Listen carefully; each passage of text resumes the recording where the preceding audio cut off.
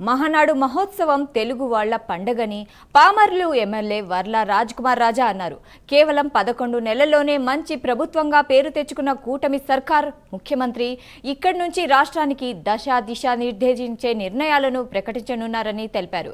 రాయలసీమలో అభివృద్ధికి ప్రాధాన్యతనిస్తూ కరువు సీమను రతనాల సీమగా మార్చేలా తెలుగుదేశం పార్టీనే శ్రీకారం చుట్టిందని గౌడ కార్పొరేషన్ చైర్మన్ గురుమూర్తి చెబుతున్నారు. మరిన్ని వివరాలు మా ప్రతినిధి రాజ్కుమార్ అందిస్తారు. ప్రారంభమైనటువంటి పరిస్థితి అసలు దీనికి సంబంధించి ఏర్పాట్లు ఏ విధంగా ఉన్నాయి, అసలు మహానాడుకి సంబంధించినటువంటి ఏ విధంగా ఉందనేది మనతో మాట్లాడడానికి పామర్ నియోజకవర్గ ఎమ్మెల్యే వర్ల కుమార్ రాజా ఉన్నారు. ఆయనతో కూడా మాట్లాడదాం. సార్, ఏంటి ప్రధానంగా మహానాడు పెద్ద ఎత్తున నిర్వహించారు, ఏంటి ప్రధానంగా ఏం చెప్తారు? ఇది మహానాడు మహోత్సవం ప్రతి తెలుగువాడి పండుగ.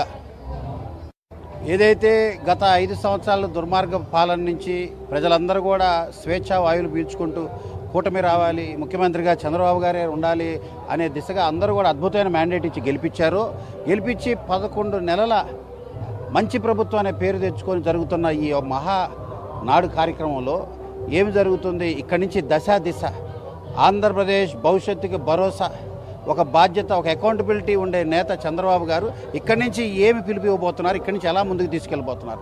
ఈరోజు తెలుగువాడు ప్రఖ్యాత ఆంధ్రుడు, అదేవిధంగా సినీ నటుడు, విశ్వవిఖ్యాత నట సార్వభౌముడు, పేదవాడి కూడుగుడ్డ నీడేవాలన్న పవిత్ర ఆశయంతోనే 9 నెలల్లోనే అధికార పీఠాన్ని అధిష్టింపజేసిన మహనీయుడు స్వర్గీయ నందమూరి తారక రామారావు గారు తెలుగుదేశం పార్టీ వ్యవస్థాపకులు. ఆయన జన్మించిన పామర నియోజకవర్గానికి ఈరోజు ఎమ్మెల్యేగా ఉండటం నా పూర్వజన్మ సుకృతం, నా తల్లిదండ్రులు చేసుకున్న పుణ్యం అని తెలియజేస్తూ ఆయన యొక్క స్ఫూర్తిని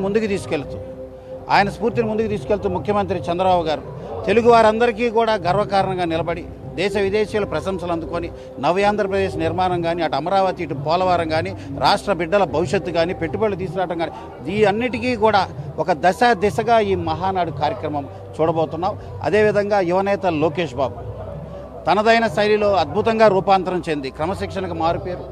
అదేవిధంగా ఆయన తీసుకుంటున్న యువగలం ఏదైతే ప్రజలు అందరి దగ్గరికి వెళ్ళి, యువత దగ్గరికి వెళ్ళి రాష్ట్రం మొత్తం కూడా 4000 పైచీల కిలోమీటర్లు తిరిగి అద్భుతంగా తనదైన శైలిలోనే ఒక మంచి యువనేతగా ఈరోజు లోకేష్ బాబు ఉన్న తరుణంలో ఆయన ఏం మాట్లాడబోతున్నాడు, అందరూ కూడా తెలుగువారందరూ కూడా ఎదురు చూస్తున్న తరుణం.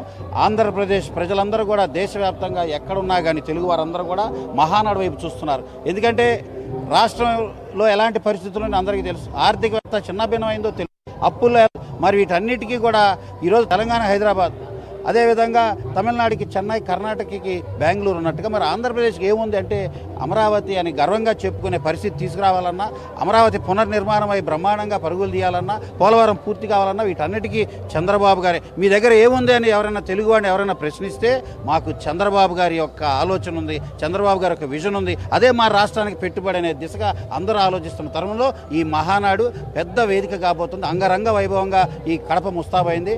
వరుణుడు కూడా మాకు సహకరిస్తున్నాడు. ఖచ్చితంగా కార్యక్రమం విజయోత్సవం కాబోతుంది తెలియజేస్తున్నాం. ఇప్పటి వరకు సాధించినటువంటి విజయాలు ఒక ఎత్తైతే మొన్న జరిగినటువంటి విజయం ఒక గొప్ప విజయంగా భావించారు. ఇంత విజయం దక్కినటువంటి తర్వాత ఇప్పుడు జరిగేటువంటి మహానాడికి ఎలా ఫీల్ అవుతున్నారు? ప్రజల నుంచి ఎలాంటి స్పందన ఉంది? ప్రధానంగా ఈరోజు మీరు అంటున్న విజయము ఏదైతే 11 నెలల క్రితం అందుకున్న విజయం, ప్రజాస్వామ్యాన్ని కాపాడుకున్నారు ప్రజలే.